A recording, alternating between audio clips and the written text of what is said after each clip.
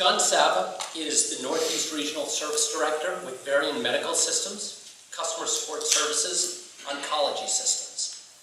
He spent his career managing all aspects of OEM services in the medical device and healthcare informatics industry. Previously, John also served as adjunct professor at New Jersey Institute of Technology, Department of Industrial Engineering, and Rutgers School of Management, where he taught graduate courses in service management. Please help me welcome JSaba.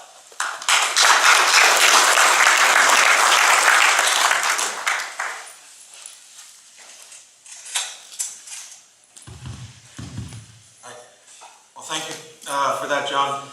I promise I'm going to keep this actually on a very light note. So we've had a full day of data analytics and big data and social and Internet of Things. This presentation is going to be on a very light note.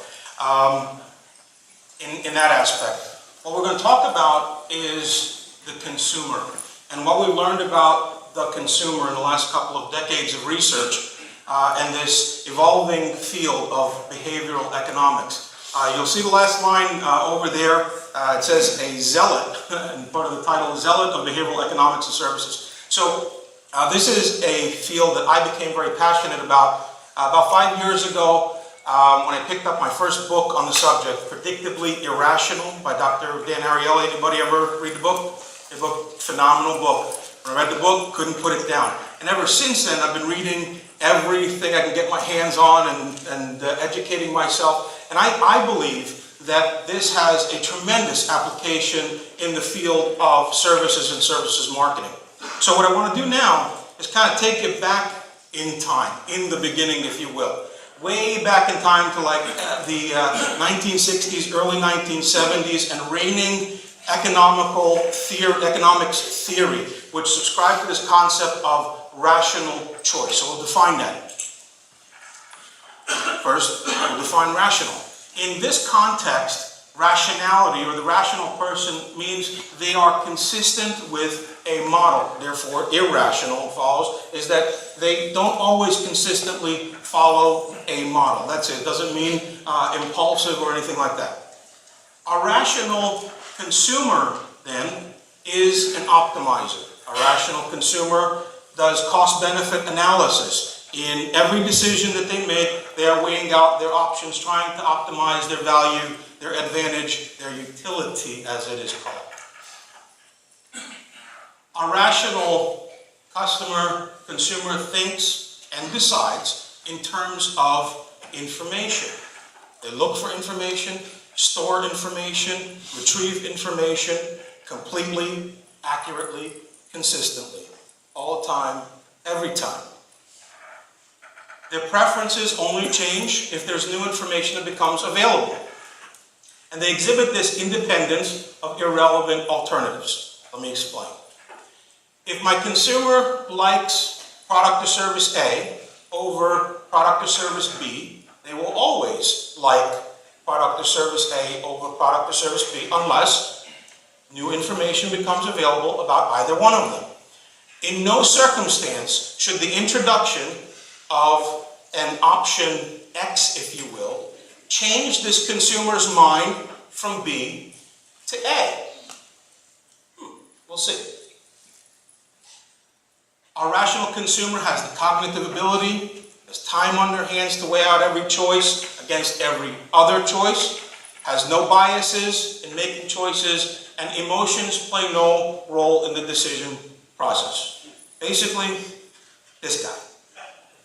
And what I'm here to tell you this afternoon is that our marketing has been to this guy for the longest time. And I would propose to you that we need to change the way we approach our marketing.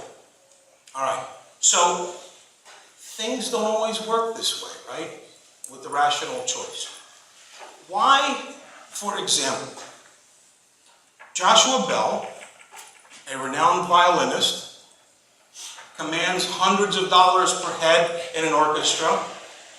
When we take Joshua Bell, slap a baseball cap and a t-shirt on him and stick him in a Washington, D.C. subway station, nobody stops to So listen, the video please.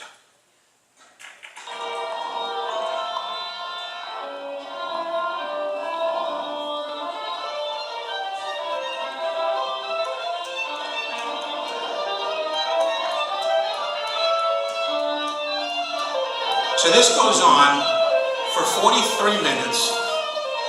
1,097 people walk by while he plays 6 pieces of music until the first person stops and says, I think I know him.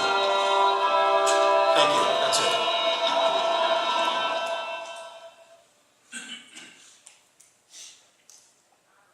All right, let's talk about beer. Why is it, and we'll get to the beer in just a couple of minutes, right? That's cocktail hour later, but why is it that if we do a beer taste test between a regular beer and what Dan Ariely called in his book, the MIT Brew, and I'll tell you about the MIT Brew in a minute here, MIT Brew wins. There's something peculiar about the MIT Brew. It has a couple of drops of balsamic vinaigrette in it. But we didn't tell anybody that, and they picked the the MIT Brew. In the second taste test, when we pre-announced the existence of the balsamic vinaigrette in the beer, all of a sudden, the regular beer wins. And it's interesting because as he talks about this experiment, he's serving up the beer before people even taste it. Their noses are twitching and ew, that's disgusting. Why is it, back in the 1990s, when William Sonoma introduced a bread maker at $275 per machine, it wasn't selling. They hire a marketing guru, a consultant, who says, you know what you need? You need an expensive model. You need a big bread maker, $475. The interesting thing that happens here is when they introduce the $475 model, the $275 model starts flying off the shelf. And why is it, ladies and gentlemen, that we smoke when we know we shouldn't be? We overeat. We overspend on our credit cards, knowing very well what we're going to be paying in interest later. We undersave in our 401ks, leaving good money on the table, and throw good money after bed. Well, the reality is that we truly are irrational. Some of you who may remember this ad, this is the Reese's ad back in the 1970s. You remember it? Anybody remember this? You got your peanut butter and my chocolate. No, you got your chocolate and my peanut butter. So the behavioral economics is this coming together of economics and psychology, where the psychologists came to the table and said, we think we know why that is happening. Why people are irrational, why people are deviating from your model. So we truly are irrational.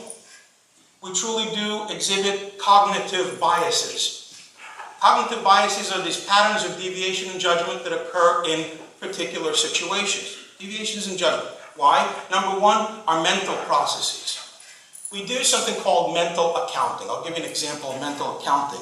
We will, research shows, sell $1,000 of a phenomenally performing stock, okay, appreciated from $500, before we'll sell $1,000 of a different stock that depreciated from $2,000. Because now, rational choice would say, well, it's a difference, $1,000, $1,000. But the reality is we have an emotional attachment to one versus the other. So we employ these heuristics, these mental shortcuts. A couple of reasons why. Well, first, thinking is hard. We can't process everything.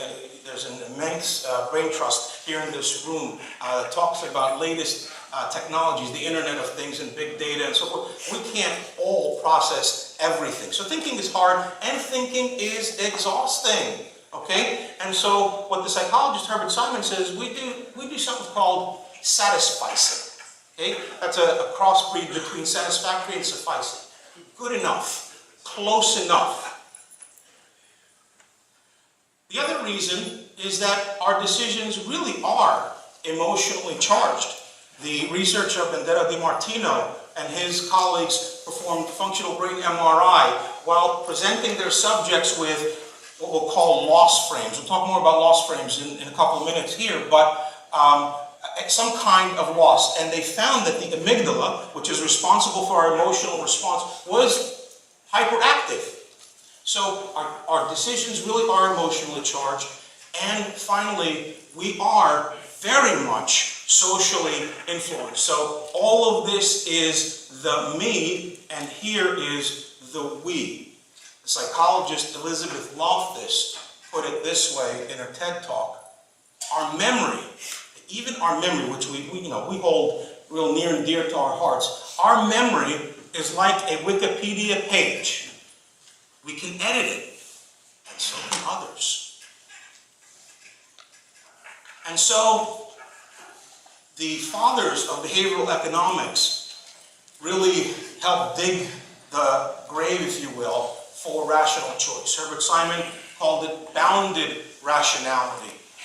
Limits in formulating and solving complex problems. We really are not unboundedly rational. Daniel Kahneman, who was one of the founding fathers, if you will, of behavioral economics in his research, says we are myopic, we lack skills, and we are easily led to erroneous choices. We have fallible memory, as I just mentioned a minute ago, and we make incorrect evaluations of past experiences.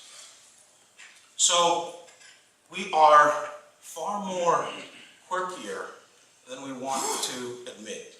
So there's a lot of quirks, and I will be talking some more about these quirks tomorrow morning in a next session on a similar topic. So I just want to focus on a couple, which I call the quirkiest of quirks, and how we can leverage them, and they are in fact leveraged in marketing and advertising. First, something called reference dependence and its close cousin decoy effects, and framing effects and its close cousin priming effects. All right, let's talk about reference dependence. Here's a test. Which center circle appears larger? How many people say the one on the right? How many people say the one on the left? Okay? How many people think they're both the same? They're both the same. The geek within, I promise you, took out a pair of calipers and measured it. The question is which one appears larger, and it is in fact the one on the left. And why is that? The reason is because we make decisions about stuff by comparing it to other stuff. We don't make just absolute decisions. Okay?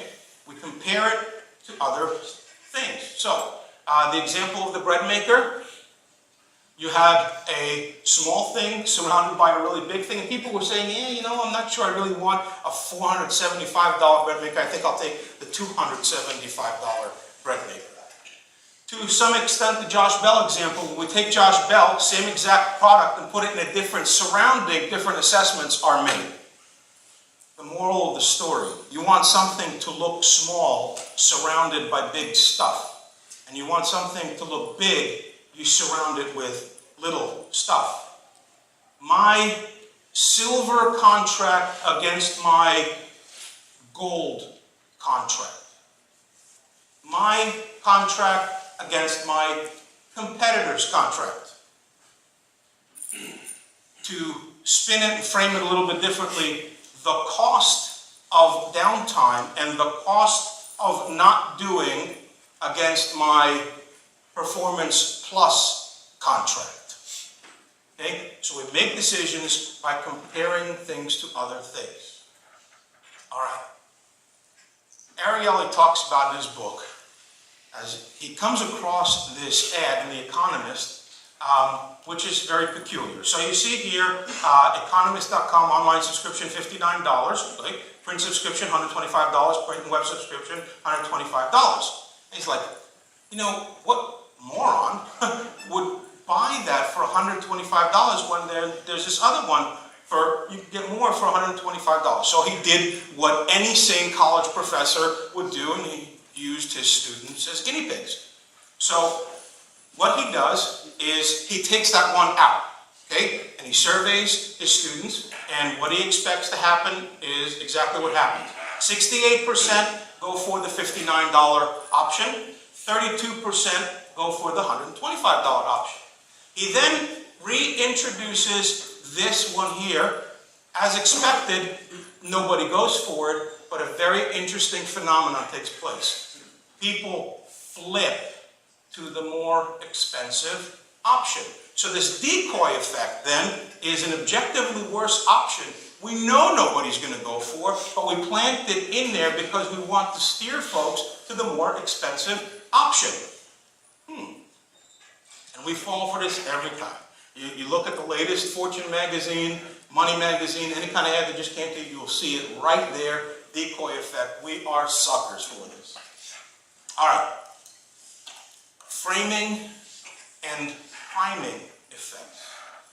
Framing effects, these cognitive biases in which we react to particular choices based on how they are presented to us, whether as a gain or as a loss. Now remember, going back to rational choice, this should never be the case. Some examples. This surgery is 90% successful versus exhibiting a 10% failure rate. 98% uptime versus 2% downtime. 75% lean beef versus 25% fat beef. And I got to tell you a really interesting little factoid that they discovered in this, and they documented in this Journal of Consumer Research article. Not only do we prefer 75% lean beef to 25% fat beef, we actually think it tastes better too. All right, now let's talk about the loss frame. I mentioned Kahneman earlier. Kahneman and Tversky, in these groundbreaking articles back in the 1970s, prospect theory, discovered that not only are we loss averse, we are twice as averse to losing something that we have than gaining something we don't have. I love this ad, and I held on to it for, you know how many years I've held on to this. So back in the day, when there was a GTE earphone, we used to advertise on what was Continental Airlines. I mean, I'm not bitter or anything. I love this ad because they were charging $3.95 a minute for a call from the airplane, and the way they motivated people to use their service is they asked the question, what's the price of not making the call? What's the price of not doing? The cost of not doing. Go back and use that in the whole reference dependence concept we introduced a couple minutes ago. All right. The close cousin of framing, priming effects. Ariely says that expectations often impact perception. You can do customer service business. Everybody says perception is reality, perception is reality. That's true. But expectations apparently affect experience, which impacts perception. Ariely says, when you create high expectations, people are going to experience something better. And on the flip side of that, if you create low expectations, people are going to experience something worse. If you ever really want to get a chuckle, go on YouTube and look for Penn & Teller's bottled water. Okay? You saw here, I have to blank this out because I can't say that word on stage, of course. So here's the deal. Penn & Teller want to make this case that bottled water is a scam. So they do these taste tests and so forth, and it was one test after another, and in the very, very last test, they have in a restaurant, they sit down, this unsuspecting couple.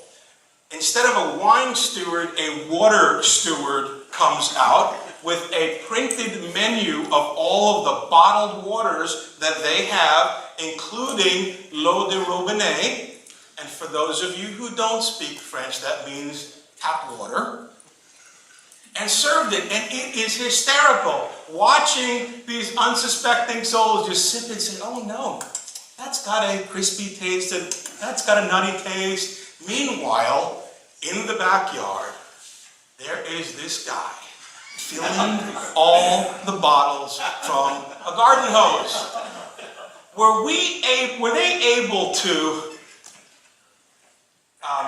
program the mind of these people into really believing there was something different about the water?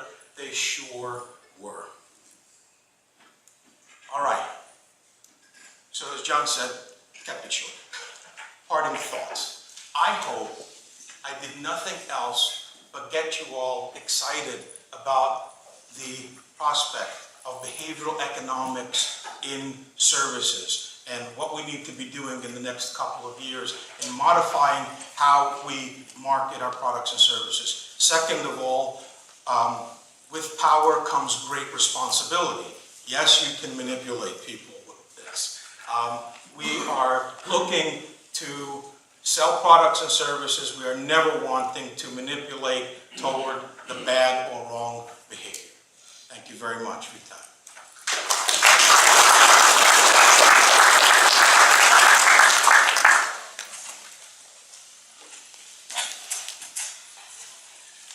All right, I don't have a beer with that guy. But I might need to introduce you to two guys named Aristotle and Cicero, who